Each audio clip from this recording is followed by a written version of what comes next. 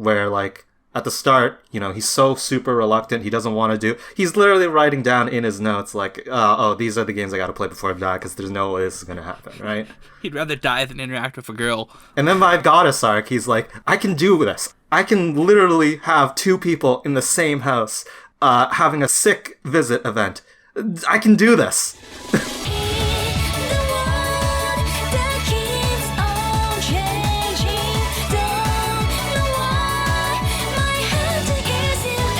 You're listening to the TWGOKcast, a The World God Only Knows rewatch and reread podcast. I'm Aquason. And I'm Magile. And this is episode 1. We're covering the Ayumi Arc. So, before we get started, why don't we introduce ourselves and like how we got into TWGOK. Magile, would you like to start? Yeah. So, TWGOK was my, third anime I ever watched, actually, when I was getting into it. And, at the time, I got all my anime suggestions for what to watch after the first thing I watched from a YouTuber named the name now Glass Reflections. You're probably familiar with them. Yep. Yes. They were known as I've seen their video. Arcada at the time. And he has videos talking about all the seasons of TWGOK.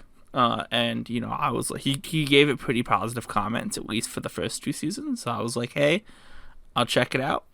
After I did watch this video on the 3rd season where he talks about how a lot of stuff was cut out of the manga, so I went and read the manga, and then here I am now. Oh, interesting. So, did you start reading the manga after the manga had finished? Yeah, I started, because I first started watching anime in around 2014, so it was definitely around the time the manga ended. Oh, that's interesting. I didn't, it's just because I've known you for such a long time, I associated you as being, during the serialization. As for me, so I started watching the anime, and the way that I got into it was kind of interesting. On TV Tropes, the page for Flash Step, the anime visual kind of trope where a person kind of uses their speed to kind of teleport, like in Dragon Ball Z. That is, the image they use is from TWGOK, just because the paneling is so clear at showing it. So I click that, and I'm introduced to this. The image they have for that page back then was this great shot from the very first episode of Keima in the imagination, sitting on his throne in heaven, and I was super intrigued by it.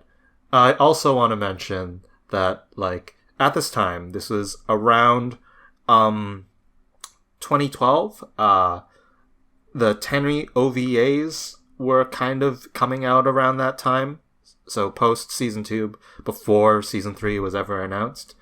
And I had a interest in visual novels and dating sims as a very niche, kind of interesting, unorthodox form of game and storytelling, which also kind of drew me to TWGOK. Okay, well that's nice. Yeah. This was an era of I'm not sure. Have you played many visual novels, Magile? No. Okay. Yeah, it was there was a big one that a lot of first time visual novel readers got played. That was an original English one called Katawa Shoujo. I started playing some ones before that were original English language ones, which are interesting and janky in certain ways, but it was kind of in the air in an interesting way, just as a undercurrent of the growing scene. I'll be honest, Katawa Shoujo is the only visual novel I've ever finished. Oh, really? Okay. Anyway, so yeah, there we are. That's how we got into the series.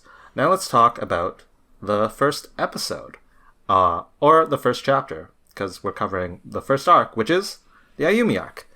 Why don't we start with a recap? Magile, do you want to take the lead here? Yeah, I can go ahead. the show and the manga starts off with talking about a god of conquest, a person who can conquest any woman. Okay, and it is revealed that is our protagonist, a Mr. Keima Katsuragi, and he actually is not one who captures real women, rather one in visual novels. And the show starts with him capturing his 10,000th heroine. And right after that, he's going through his emails and he sees one.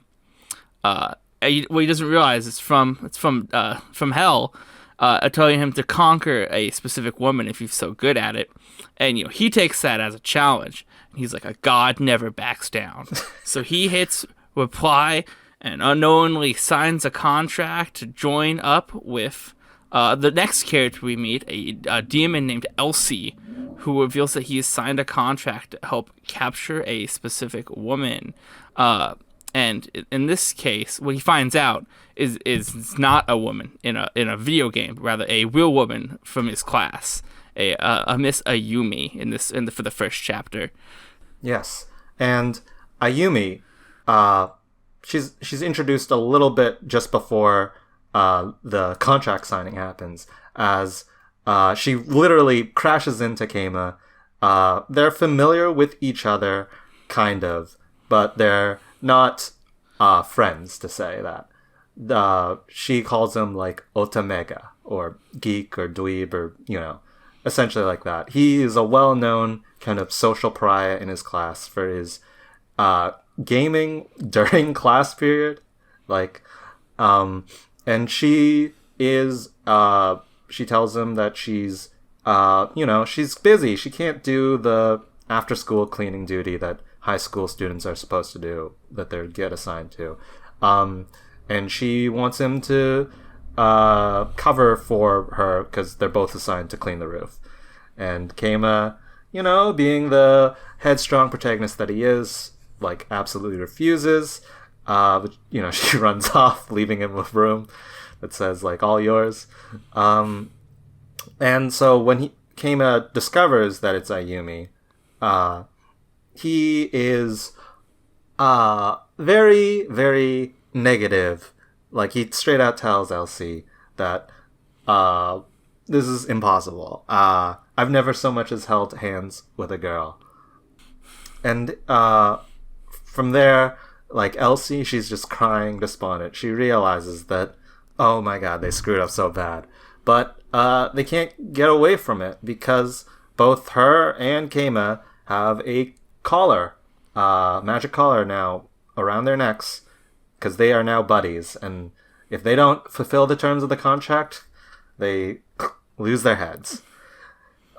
So from there, we move forward a little bit to later in the day. Keima is, unlike as you imagine, he is not jumping at the call here. He is writing down in his notepad a list of games that he's got to play before he dies. And Elsie, she's despondent, she's sleeping, and meanwhile, Ayumi and her friends, they're practicing for the track meet. Elsie asks Keima, why can't you try this on real girls? You're so good at games. And Keima, he refuses. He gives a very, very important explanation that he can't because the girls, they are not wearing bloomers, the old 80s, 70s to 80s short gym clothing that are popular in in an anime visual novel kind of tropey kind of thing. They're wearing running shorts, the thing that the Japanese school boards have switched to since the 90s. It's and he can't do it. But then Elsie uses her magic raiment to send the little cloth out, and it magically transforms their shorts into bloomers. And then she's like, Keima, or no, Kami-sama, Divine One, I can change what's on the outside, but only you can change what's on the inside. And Oh damn! Did we forget to mention that she explains that the only the way to capture the loose soul, the runaway spirit, is to make them fall in love? Oh, yeah, I suppose we did. I suppose that's a little important to the show. Yes. It's not just that he needs to conquer them. He needs them to fall in love in order to get an escape spirit from hell. Or as Elsie says, a kiss would suffice. Yes. And so, Keima, he's been called out on his requirement, and he actually gives a second requirement, I remember. It's I still can't do it. Girls in games, they have their hair tied up. The running girl, they should have their hair tied up. I can't do it. And Elsie, she goes look over there, she's tying her hair up. And then Ayumi, she's yep, it's time to get serious. And Keima, he's been called out twice, and he's oh no. But he relents. And then we cut to the next scene, which is, I think, later in the day. And then what happens, Maga? Yeah. Or is it maybe the next day? It doesn't matter. It's the same thing. It's the next day. Yeah. Anyway. Yeah, anyways. So Keima is now set with a plan. He's going to try getting Ayumi to fall in love with him. The first step is just he puts up signs saying, "Go Ayumi, love you Ayumi, I want you to do good at the meet," stuff like that. Just, to get fast her attention. Fast as the wind. And, Ayumi's very dismissive at first because she thinks it's payback for making Keima clean stuff up when she left him to go to the meet early on. She immediately runs up and kicks him into the stratosphere. Yes. But that doesn't stop Keima. The next day, he's back there with even more stuff. And then every day, Ayumi doesn't get angry at him, but starts getting kind of more annoyed up until about the fourth day when she straight up says she's going to start ignoring it. And that's kind of when we start to learn a bit more about what's going on with Ayumi, since she has her track meet coming up, and we see that she was practicing when some of the older students in the school come up and say, "Hey, what are you doing running? You're supposed to wait till after the third years are done to run." Mm-hmm. And Yumi's "Oh, I'm sorry, I want to get some practice in before the meet we have coming up." And she's just give me my punishment. I just need to get practicing. We don't have much time to the meet. And the girls are oh, she thinks she's part of the team already since she had a good time once in front of the teacher. They send Ayumi off to go do 30 laps around as Elsie comments on how there is terrible senpai even in this world. So along comes the next day. We have Keima still doing his thing. He brought balloons this time. Elsie made balloons to display more Ayumi propaganda, I guess we could say. He's a really big sports team supporter, Yeah, very very necessary. All cheering on Ayumi. Yeah. So at this point, we're talking about how the meet's going to be coming up pretty soon, and Elsie's view of what's going to happen is with all the cheering that Keima's been doing. As soon as Ayumi wins the meet, boom, there we go. They're gonna fall in love and they're gonna get that kiss. Yes. But what actually? Such a happy ending. Yes, that's the plan. But during that day, during practice, what happens is that while running doing her hurdles, Ayumi accidentally hits a hurdle and ends up spraining her ankle. So she does not think she's going to be able to run in the meet on the next day. She gets sent to the nurse's office, and we hear through the conversation between Ayumi's friends, they're suspicious. Did you think the hurdles were a little weird today? They're closer together than they should have been? And it's hints of sabotage, maybe. That was the only way she could have tripped like that, Yeah. And, Keima catches most of this, and this is the point where he's putting all of the pieces together, and we get his iconic line, "He can see the ending." Yes. And then we cut to tonight. Yes, or tonight. that night. When Keima gave a basket of fruits to Ayumi, telling her to do good at the meet. Good luck at the meet, yeah. And, she's, reasonably upset since she has a sprained ankle and isn't participating and thinks he's mocking her. What is this, some kind of joke? Yeah. That's when Keima reveals that she does not actually think she's particularly injured.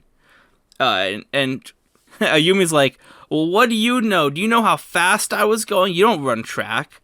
And that's when Keima points out that if she was doing her best, she might have hurt herself, but she wasn't trying her best because she did not have her hair tied up. And this really shatters, it really hits Ayumi there, because he was paying attention and he has evidence, proof, and it was something that she probably didn't even think of, and her whole demeanor changes as she realizes she's been found out. And Keima, so I just want to mention that previously to this, she's been throwing apples at Keima, the various fruit at him, and she stops when she realizes that the act's kind of up. And Keima, he gets pretty serious, and he asks her, were you planning to do this from the start, to fake your injury? And she's she reveals why she did it. The senpai were right. She had a really good time that got her qualified for the track meet, but her times and her practices, and she hasn't been improving. She's been kind of stuck, and that pressure, that self-doubt, that feeling that she's gonna ruin things for the team, she feels like it would be better if she didn't participate at the track meet, if the senpai or someone else did it for her, and that's why she faked tripping on the hurdle and spraining her ankle. And Keima, he tells her, he reassures her that it doesn't matter as long as she does her best. If you care about, if placements is what you care about, you're already first place in my heart. He takes off his glasses here. It's such a cheesy line. And then there's a fluster of the spirit leaving, and then Ayumi immediately decks him with a fruit. It's so she starts throwing more fruit at him. This is such a cheesy line. It fails. But then as and Elsie, meanwhile, she's in the bushes sighing because it didn't work. But then as she runs out of fruit, and she notices that at the bottom of the basket were her sneakers. Keima had put her sneakers there, and she sees this, and compared to the very presented form of him using a line and taking off his glasses, this kind of show of support and belief in her kind of softens her, and she approaches him and asks are you going to be there at the meet to support me or whatever? And Keima is yeah. And she's thank you. And then she leans over. Keima is kind of caught off guard, and she kisses him. And then as they're holding on this kiss, the spirit gets forced out of her. It manifests and gets pushed out. Elsie sees this. She flies up and uses her detention bottle to capture the spirit. And the conquest successful.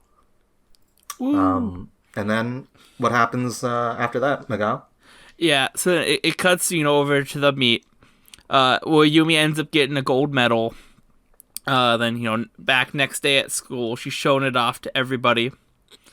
And And while she's in the class of Kama's like, "Congratulations, Ayumi." And she's kind of like flustered on that one bit because it's revealed at this point where all of the capture targets don't end up keeping their memories, which Kama notes is quite convenient for him. But, they still get some kind of residual relationship left with him in some words. And then the one thing that the episode or the chapter ends out on is how Elsie's gonna be joining the class as his sister, and all the guys are like, "Where have you been keeping this lady the entire time?" Yeah, and she's just like, "Please treat me and my brother well." As it ends the show, the episode and the chapter. So yeah, and that's basically it. I think we hit all the major beats. The only thing I think we might have forgotten to mention was in the middle part when after Ayumi has kicked Kama into the sky, and then when he like tries to use a line like "I was cheering you on," she strangles him. And warns him if he does it again, she'll kill him.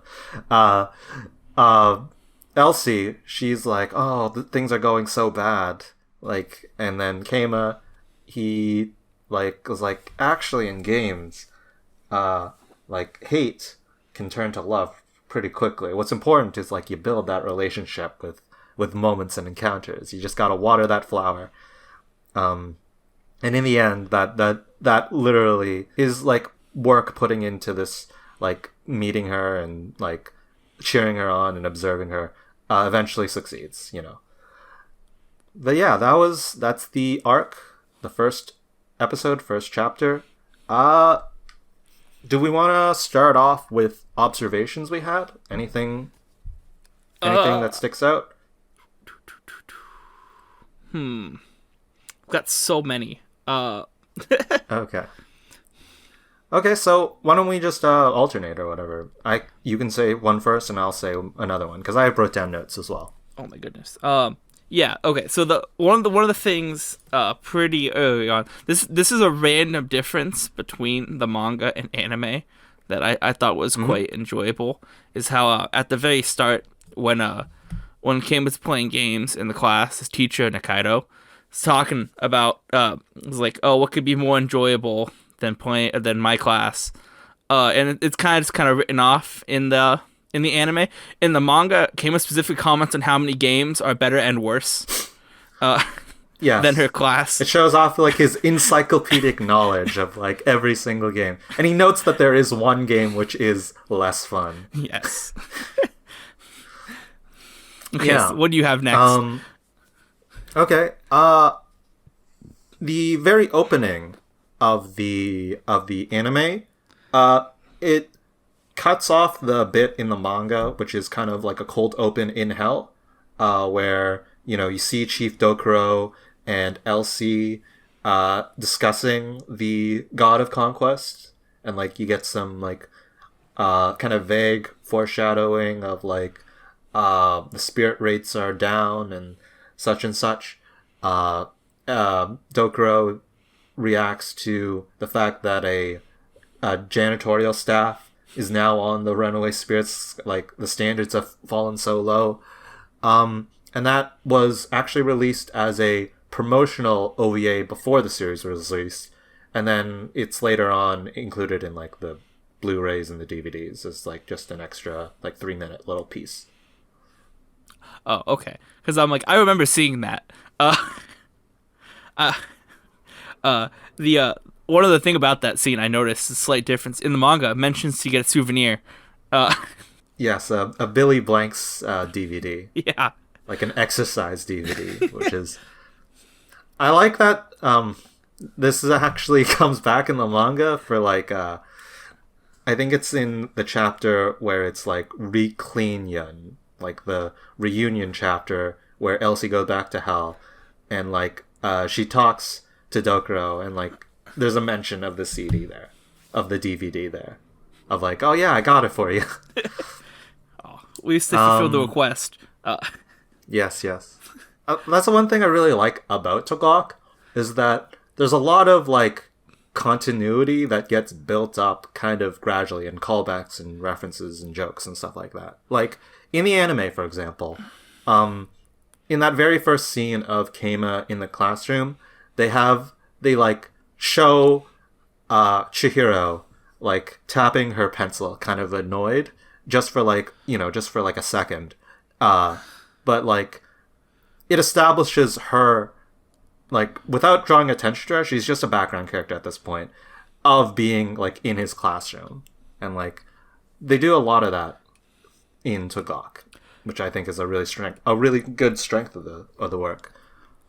Yeah, I mean, even from like the main story standpoint, you have things like how, in the Ayumi arc, how Keima would know that there was a track meet coming up, since at the very beginning, when Ayumi bumped into it, he mentioned, "Oh, I'm practicing for this meet." Because like I don't know why Keima would know there was a meet coming up if that wasn't the case. I also like that, like Miyako. Okay, so there's two of Ayumi's friends, right? We've got Izumi Ishikiri and Miyako Terada, and they aren't named at this point. Yeah. I think they're only named in the volume like Omakes. And like one of them disappears entirely, but the other, Miyako, I love that she becomes like a recurring character, that she like joins the band. She's in a lot of the scenes of like the classroom discussions. It's a thing I really love about TWGOK. Yeah, I didn't, honestly, honest with you, I didn't even realize that Miyako was in this early, and I noticed it when I was watching again, and I was like, oh, is that Miyako? And then she's credited in the cast, and I'm like, it is Miyako! I'm hyped. Yes. Let me think. I think the anime episode, it's actually like in terms of adaptation, it's really solid. I think what most impresses me about it is how solidly paced it is, with like the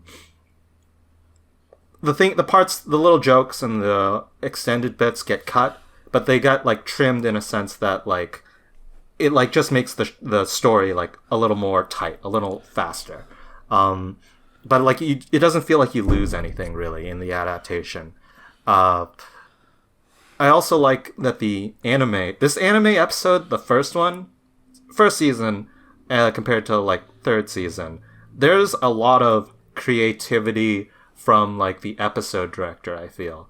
Because like there's, during the part where Elsie and Keima are in the classroom, there's this whole little bit where as Keima is speaking or whatever, he's trying to pull off the collar. And because he's doing it, it's glowing red and resisting his results. And like it starts floating up a bit. And that's totally original to the anime. But I love like how it demonstrates a bit of Keima's character. Like he's resistant and trying to get this thing off. He's not just sitting back and doing this. It also shows, a bit of how the magic works. That, you can't just force it off. And also it has like these properties, And I thought that was really cool. Also, there's this crazy, crazy cool transition shot where they display the dialogue script like in like a kind of like computer screeny kind of way. And they scroll down really fast and it ends on the text, "the next day." And then like Keima steps into frame and then that match cuts to it being the concrete of the next day of him standing next to the sports arena. Okay, I have a thing I want to comment. I want to talk about at least. Okay, sure. So a thing in both the subtitles for the anime and the dub, what they use for what Ayumi refers to Keima as is dweeb, and this is the thing we mentioned. Oh. But I want you to comment a bit on the original Japanese for this, because you probably know it a lot better than I do, since you know.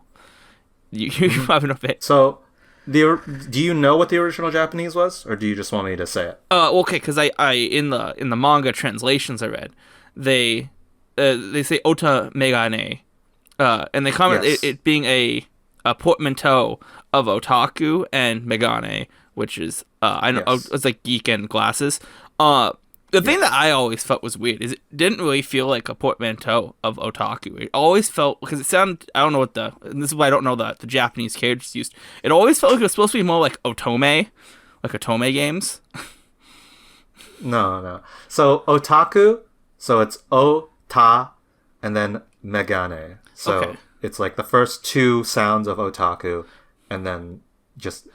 Usually, actually in the manga itself, they kind of all, like... In the introductory part, they use ota megane because it's a little more clear to the audience. Like, in Japan, megane is often used, especially in, like, Evangelion. It's used as kind of like a nickname, kind of an insult for, like, a person who wears glasses. You might hear it, you might get it translated as four eyes, or, like, I've seen it once translated as bottles, like a guy wearing really thick glasses. But yeah, there are less elegant ways you could translate it. You like four-eyed geek. That doesn't really work. The fan translation of the manga just keeps it as otamegane, because it also just gets shortened to otamega. Yeah. And like, I feel like how you translate it exactly doesn't really matter, as long as it, like, you keep it kind of consistent and you keep the fact that there's an important part that they address him in a way that isn't just him, that shows that their relationship isn't exactly, he's kind of a pariah, right? He's got a dismissive, derogatory nickname, you know? Yeah. Thank you for enlightening me on this. Do you have nothing you want to talk about? Okay, so, let me see. Okay, so, in the anime, I really love this. It's also in the manga, but I really love this sequence where there's when he runs into Ayumi, and it's like a rapid series of jokes where you get like Keima. He says like, "I absolutely refuse," and with a dynamic pose. Joke: she's already left the screen, and she's left a broom with a heart sign on it, telling you like, "All yours." The original Japanese is like, could be more like, "I'm counting on you," or whatever, but "all yours" is great as well. In the anime, they include like a slapstick gag where she crashes into the wall from like at the end of the hall because she ran so fast, and then you do another joke where it cuts to Keima. He's on the roof. He's actually just doing it by himself, even though he refused outright.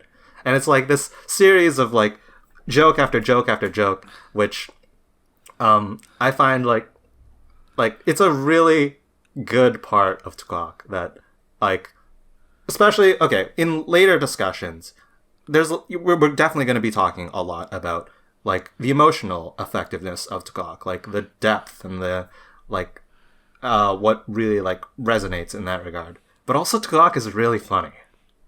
I agree. One of the things I actually had noted down I wanted to talk about was the slapstick in these early episodes, because since there's not a whole ton going on this early on, I definitely thought the slapstick was more notable. And when I think on to like later parts of TWGOK, it's definitely not the slapstick aspects that stick in my mind. It is a lot more of the serious moments. That's why when we're going through rewatching this, I think I'm going to take more of a note to look for those slapstick moments, since there was a ton in this first episode. I think like TWGOK, the way that TWGOK often uses slapstick is it's interesting because it's often in response to Keima, like not so much in this episode, but often he's a jerk and then people will hit him. There's this great moment in the Tenri arc or whatever where he's like, "Oh, this is Tenri and this is her mother. You remember them, right?" And he's like, I have no clue who these people are. And Mary just punches him in the face. And it's like, I love that part of how TWGOK sets up its slapstick compared to other anime, where it's often justified because of Keima as a character being very inconsiderate and transgressive or arrogant. Like, it makes it funny. And in this episode, it's less of that because he's, like, not as confident. This is his first time doing that.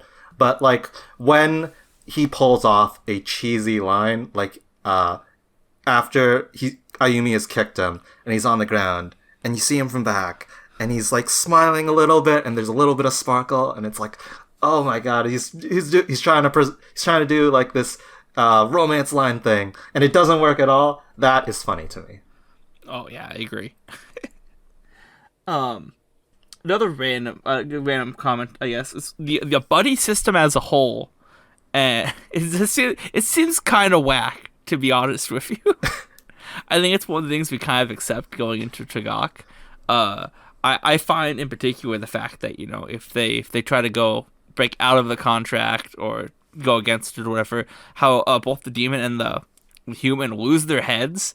I know they gotta find a compelling reason to get Kama to do things.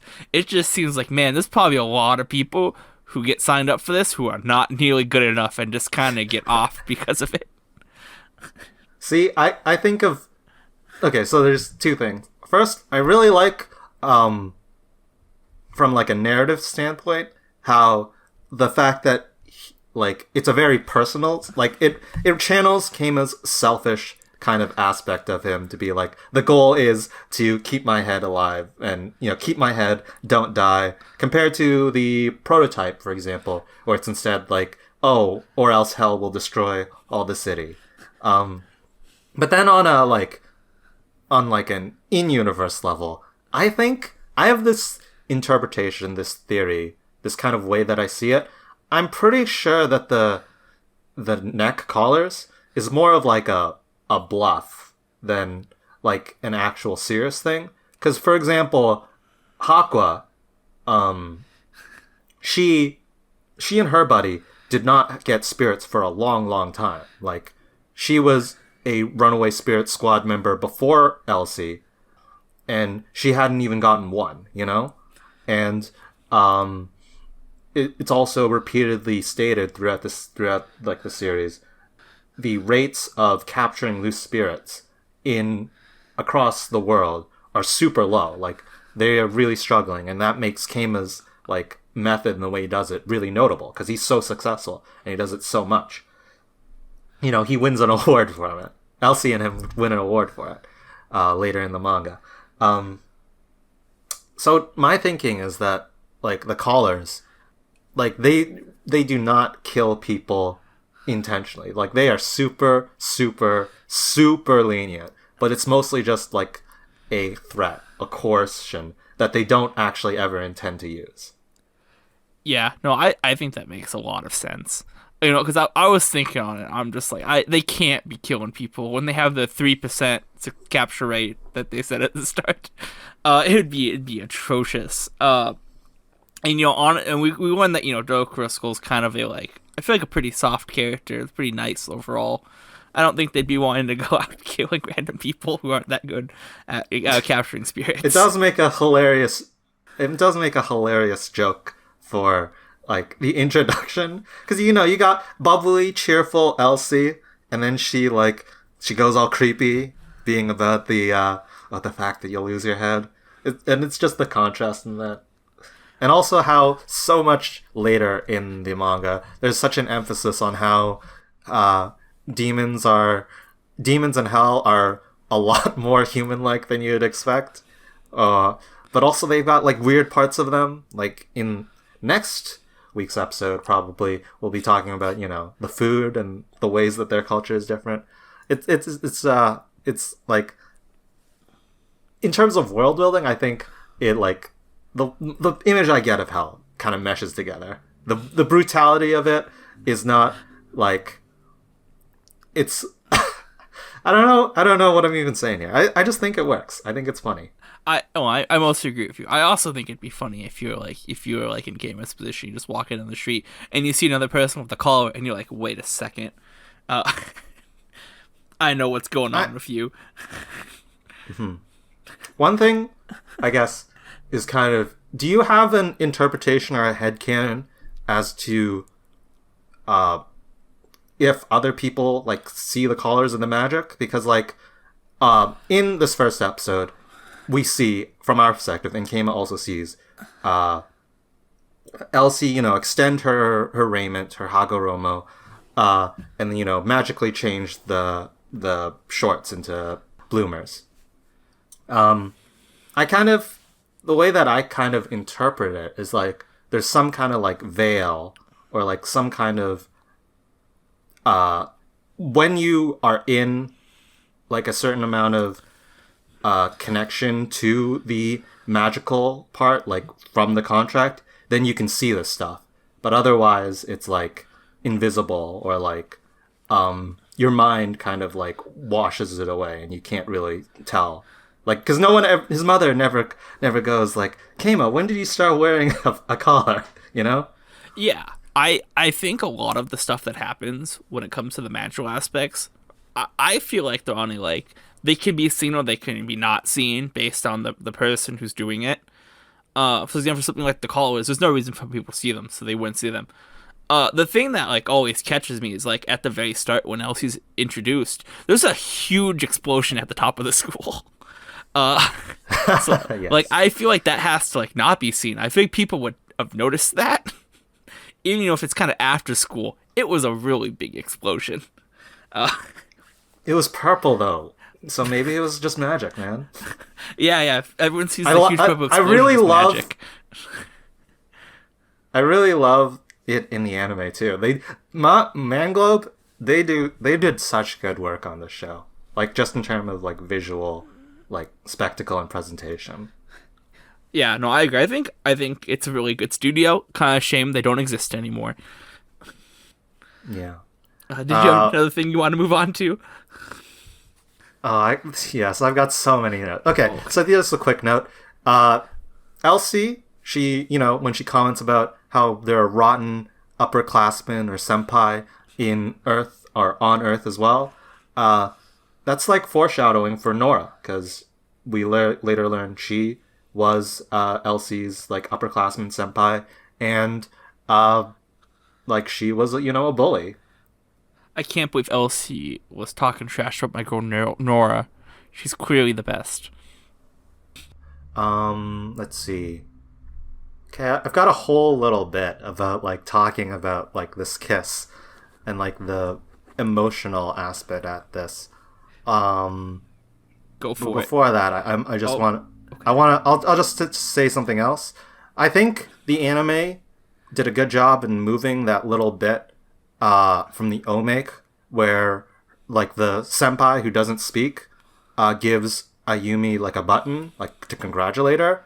I think it like ties into one of TWGOK's themes of how people are more than just their appearances, or they have depths which are kind of hidden. It feels like, for example, just the general structure of a conquest is like, we've established this character archetype, and then as we explore, we learn that there is more going on, right? Yep. And I just thought it was a good addition.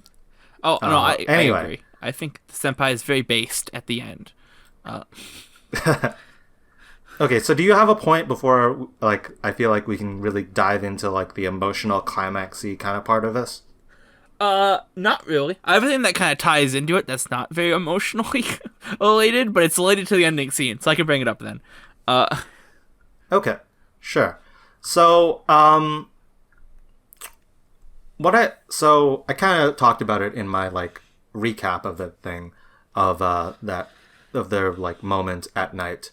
I think that the emotional like crux of it, like Ayumi expressing and revealing her feelings of like failure and self-doubt and like that performance anxiety, it like really solidly establishes like how future TWGOK story arcs will kind of be about. Like that this story is, a goofy comedy with a lot of antics and like really funny moments, but like there's a very strong and kind of sincere emotional like heart to its storytelling.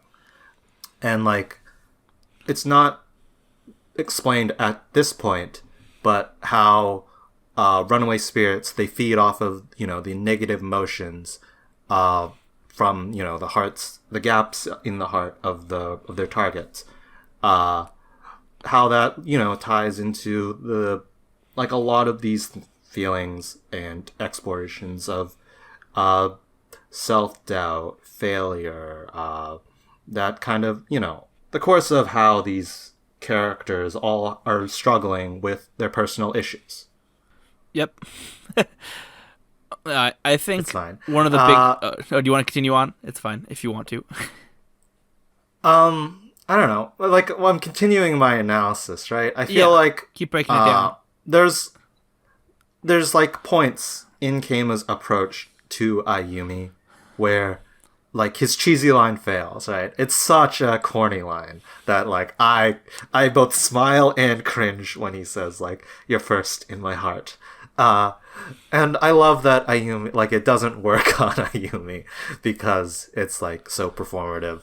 But then like seeing those shoes at the bottom of the basket, like that he gave them back to her, I think that's like, that touches her in a way that, you know, the rehearsed line does not.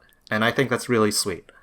And I think I really love this whole kiss encounter dynamic, like, as a whole, because like this is the first time Kim has ever gotten a kiss, right?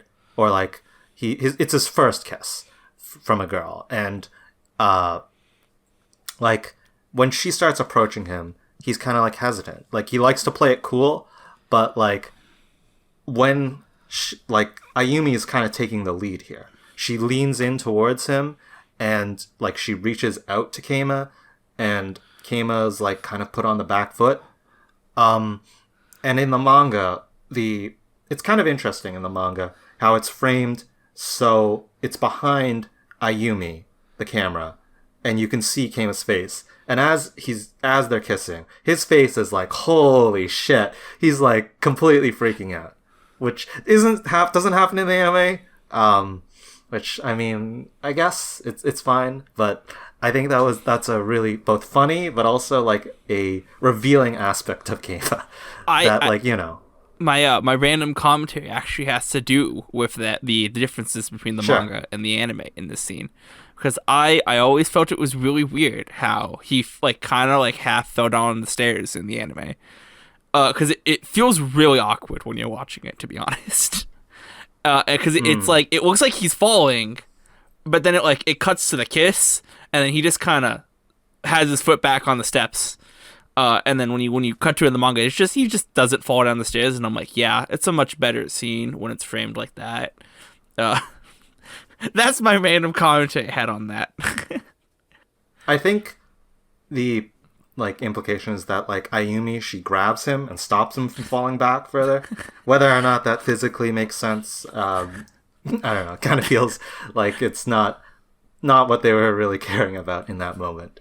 But I was gonna say that it's kind of interesting that the manga, it frames, you know, the kiss from behind Ayumi, which is different than how in a lot of visual novel romance games that are aimed at males do it. Because traditionally, you've got your otome games, which are for girls, you know, and then you've got your bishoujo games, which are for guys. And typically the way that they want to frame it, like in a kiss, is that the target, that the person, the love interest, you see their face and you don't see the protagonist's face, because you don't really care about the protagonist in that way. You kind of want to see, like, if you're a guy, you want to see the girl's reaction to being kissed. If you're a girl, you want to see the guy's reaction to being kissed. And the way that the manga frames it, putting it behind Ayumi, I feel like it might tie into that kind of like dynamic that she is taking initiative here, which the anime, because it puts it behind Keima, kind of does it like in a more traditional aimed at guys kind of way. You got to be more appealing to the masses, you know. Sure. Also, in the manga scans, two things. The first thing is that there's a weird, like, square, like, fuzzy square, which I've seen and I've checked, and it exists in all the other scanlations, because for some reason the raw source that they got it from just has a weird, like, corrupted square in the lower right kind of corner. Not corner, but, like, it's just weird. Just part of the background is just weirdly janky. And then the other thing I was going to say about this... in Goddess Arc, this kiss gets called back to in the manga because it's basically the exact same framing of the shot for Ayumi and Keima's kiss in Goddess Arc. I assume when we get there, we're going to point it out again. Be like, it's the thing from episode 1. Sure, we will. Anyway, that is a lot of stuff we talked about. Is there anything else you want to talk about, observations and stuff? I guess this is a kind of interesting thing to dive into. I don't know how you feel about this, but a line that Keima says pretty early on in the episode is how fate moves in a straight line. It's kind of a whatever line that kind of passed by, but it kind of had me thinking about how visual novels often have different routes, and how and this is there's a straight line how stuff happens in, finding like the correct path towards things, and how how much control Keima has over like what's going on and stuff, and for example with the cheesy line that he says towards Ayumi, do you think he expected that to work? I think he did. Okay. Because I feel like this is his very first real-life conquest. And there is, like, Wakaki allows Keima to show that kind of inexperience, the finding his feet kind of thing. Okay. Yeah, because I think the idea of, like, stuff not necessarily going as planned for Keima is a kind of interesting note. It was a weird way to tie things together. I kind of had more of a connection in my mind. It kind of didn't get there, but it's fine. It's fine. I think like it's actually a thing that you can kind of see as we go on through TWGOK, that Keima gets like better at conquering girls, and he gets kind of more detached from it. It's like at this very start, this kiss is such a big deal to him, but then by like what was it?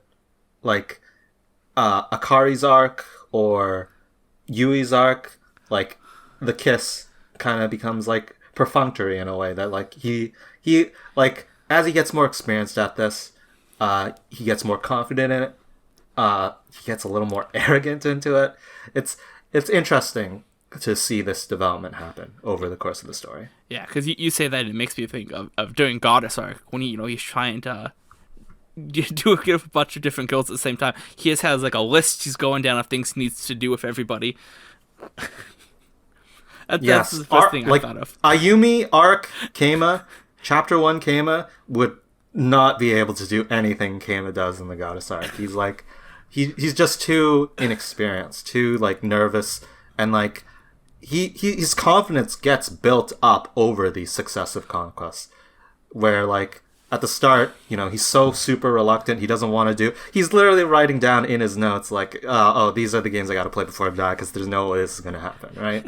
He'd rather die than interact with a girl. And then by the end, he's like, by Goddess Arc, he's like, I can do this. I can literally have two people in the same house, having a sick visit event. I can do this. Yeah. So, I mean, setting up how Keima is going to be evolving as a character through this time. Okay, well, that's pretty much the last of everything I had to mention as far as the first chapter and episode goes. Yes. So, I don't know, do we want to wrap up with final thoughts or anything? Yeah, I mean, we can. I don't know how much I have to say for final thoughts. You can lead the way if you want. Okay. So, final thoughts. I think, like, this is the episode, that got me to watch TWGOK and then got me to not put it down in a way. Like, it's such a solid opening, and I've rewatched this episode and reread this manga chapter multiple times in multiple languages, and it's good. It's good. It's like, it kind of sets the baseline for TWGOK, and I love it. I'm not going to give it a numerical rating. You can do your numerical rating and tier list or whatever you're going to do, Magile, but yeah, it's so good. Okay, well, about that, I decided going in, I'm not going to do a numerical rating. I'm not doing that. I decided to give it a letter rating instead for each arc, okay? On a scale of S to probably... I'm probably never dipping below a B, if I'm being honest with you. Because no arc in TWGOK is particularly even, like, that bad, even the one I know I don't like the most. Anyways, I'd give the Ayumi arc a solid A, because it's awesome. That's fair enough, yes. Okay, yeah, it was really fun talking to you, Magile. Hopefully this podcast episode goes well when we stitch it together. And then we'll hopefully see you next week for Elsie's little sister arc. Just Elsie. Only Elsie. Yes. Hope everyone listening enjoyed listening to the podcast. Don't follow me on YouTube. Yeah, don't follow me on YouTube either. I don't make videos. Okay, bye. Bye.